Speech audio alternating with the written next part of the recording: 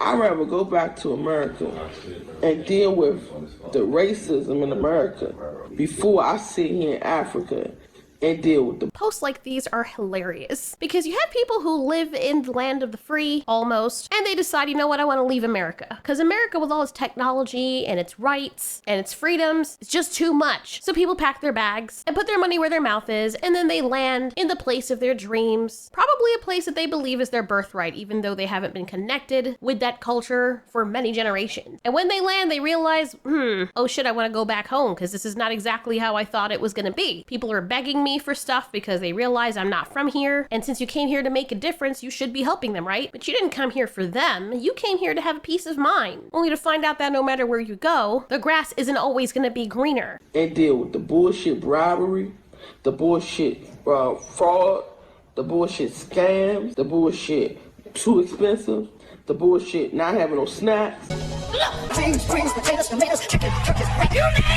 that's how you could spot American entitlement from a mile away, because there are still Americans that don't understand that Africa is not just one country. It's made up of many different countries. It is a continent. So coming in here and lambasting an entire region of your ancestry just seems wild. And she may not have ancestors from Africa, but then again, we all do. So clearly, this person did not do any research on the place before they moved there, which is freaking crazy. And you know that's the case because if you had, you would know that Africa itself is not a country. You don't live just in Africa. You live in Nigeria, Uganda, Botswana. Where do you live?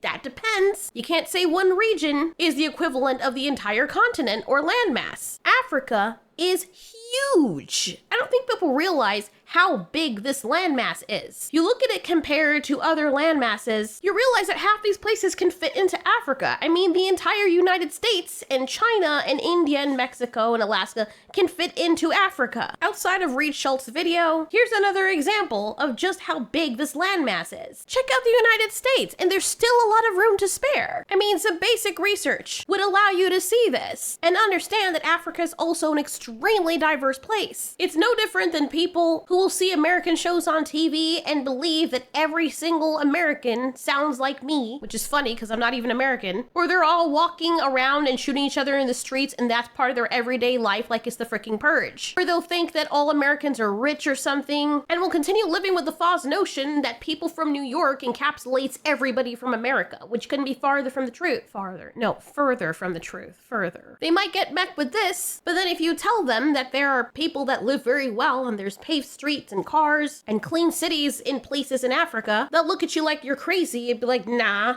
that's not what the news showed us. That's not what the news and CNN and all them places in America that constantly lie to its civilians showed us. Oh, hell no. There's people out there eating dirt for dinner and breakfast. And it makes me wonder why she was even bothering to move there. Did you think that because it was really poor, she could bring her business there and try to take advantage of the people? Maybe not, but it's worth noting that zero research came into this because of how shocked she is. The bullshit not having no snacks, the bullshit not having no food. Why did she specify not having food right after specifying not having snacks? Don't the two go hand in hand? You know when people talk about microaggressions in America, this seems like a macroaggression. How are you out here telling people that Africa does have no food and no snacks? Where did you move to? As an example, this is Nairobi, Kenya. I mean, the way that she makes it sound, it's like she's living in a hut somewhere out under the earth. And maybe your level of snacks you're used to having in America, clearly, is a bit more than the average person should be eating. I mean, if you go to cities in Japan, they don't sell the gigantor sizes of food that America is used to selling its people, which is having a clear impact on their health. Notice most other countries in the East, in the Caribbean, or just countries that are not the West in general, or the USA or the UK, don't have a huge swath of their population walking around looking like blimps. They probably are not bent out of shape about electricity because they're outside doing stuff, and they're not worried about having snacks all the time because they probably don't eat the way the average American does. Bullshit not having no food,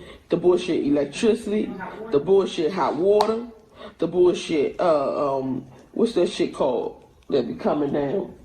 Bullshit lizards as soon as The bullshit animals is scorpions outside the house. It's big ass spiders. It's big ass lizards. Ma'am, you fucking moved to Africa, which is the boss level version of Australia. Australia is Africa's little insignificant cousin. And you moved to Africa and you're shocked that there are animals out there? The same ones that we see in the documentaries that they're always hosting from out of Africa? You're, what? Who is this what? Ma'am, who moves to Africa and is outraged because they're animals in Africa. This is what happens when you move halfway around the world, having done zero research. This is strictly a user error. Colorful lizards you ain't never seen before, all in the fucking room with you, sleeping with you.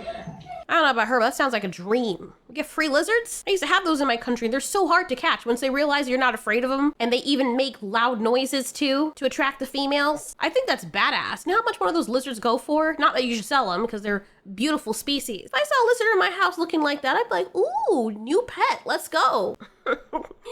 You thought that I was locked in here with you? Now you ain't leaving. Now you can't leave. If I saw this walk into my house, I would be like, okay, level 5 Pokemon. I am totally going to freaking tame you. Here's some food. Let's hope you come back. Not these guys though. They're in Indonesia and all in places. If you see one of these, do not approach it unless you have gloves and shin guards and all that stuff. All these other puppies are on the table. Isn't it crazy that white Americans can move to anywhere in Europe and love it there, even poor areas in Europe? But black Americans will move anywhere in Africa and immediately find a bunch of reasons to hate the place and make problems with the locals. Imagine moving to a beach house and complaining about the nasty sand, or moving into the jungle and complaining about the freaking trees and bushes. Oh, this is just hilarious. It is the entitlement for me. Imagine having this physical appearance and complaining about not getting enough snacks. All the bullshit people trying to scam you when you go outside thinking you rich, so they trying to get more money off of you. I'm really trying to wrap my head around this shit. I'm really trying to wrap my head around how are Americans coming to Africa and being happy. This person is seriously out here representing ignorance on a global scale and embarrassing herself because it's not anybody else's fault that you didn't research the culture of the region you were moving to. You didn't research the economy, the local customs, the availability of certain things. You lazily just ended up in an area and then you pull up with your phone ready to judge an entire whole continent making up of multiple countries based on your limited tourist experience, which funny enough could quite possibly be a region that is struggling with over-tourism or economic strain, which doesn't really help because of people like you. Things are expensive. That is something that you could have researched. And even though there are some countries that are struggling economically in Africa, you dragging the entire continent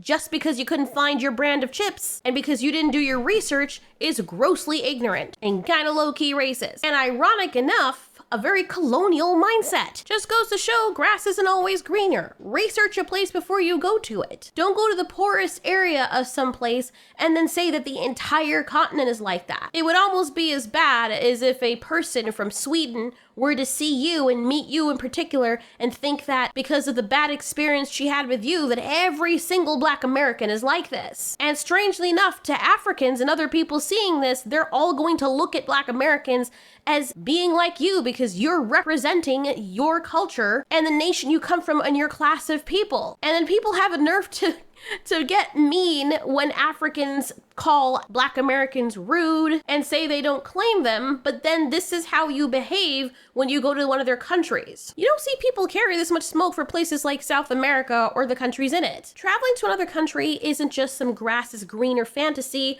where everything just magically caters to your American colonial tastes, especially if you don't bother to do research about where you're going. But you know what? This isn't such a bad thing that this woman decided to go there because it really helps to put things into perspective. Clearly, she needed a reality check, and sometimes all that's needed is stepping outside your bubble of entitlement to realize just how privileged and comfortable your life back home really was. And I keep telling people, when you go to these countries, stop making these types of videos and making yourself a target in a place that is not your home that you can easily disappear in. It's not smart. And if you can't learn to be happy with your situation that you have where you are, you're not gonna be happy anywhere else. And girl, if you were gonna come on camera and bitch, at least put your dreads in a ponytail or make yourself look presentable, because it's really hard for people to relate to you when you're behaving like this, and then on top of that, you look unkempt. Like, seriously.